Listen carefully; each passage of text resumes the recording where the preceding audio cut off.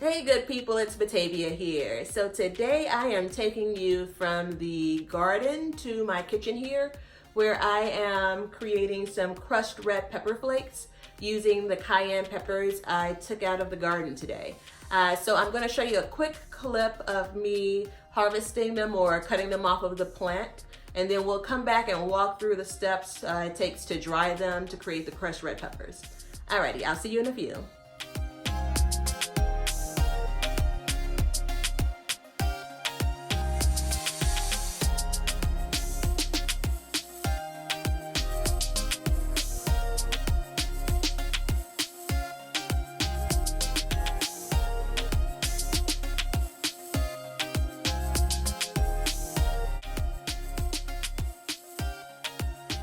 Okie doke. So we have about 20 cayenne peppers here. I have already washed them and dried them off with a paper towel. For the washing, I just use water. I don't spray my garden with pesticides or anything like that, so I don't have to worry about scrubbing or washing off chemicals for my veggies. So I have already taken the first couple of steps of washing and drying them. I also trim the stems for each pepper. I've read some different articles, I've seen some different videos. There seems to be a few different ways to do this drying process in the oven. Some people cut the entire top of the pepper off. Other people put slits in the pepper. I've seen some people even cut the peppers into half or pieces. So I'm not sure the best way, but for today, my way is going to be to leave them whole. And again, just trimming off the stems here.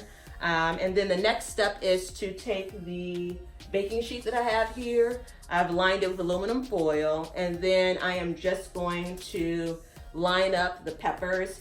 Similar to when you're roasting veggies, you don't want them to touch each other. I'm going to do the same process here, where I'm going to kind of line the peppers up single file line. And I am going to put them in the oven once I get them all on the baking sheet. My oven is set at the lowest temperature my oven goes, that's 170 degrees. I've read things that, you can go from like maybe 160 to maybe up to 180. You really don't want the oven to be too hot.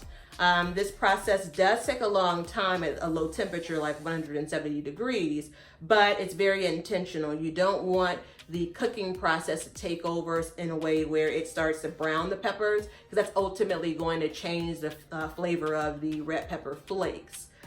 So this could take as little as 5 hours. It could take as many as 6 or 7 or 8. I'll be checking on the peppers periodically, and then we'll bring you back once we get to the finished product.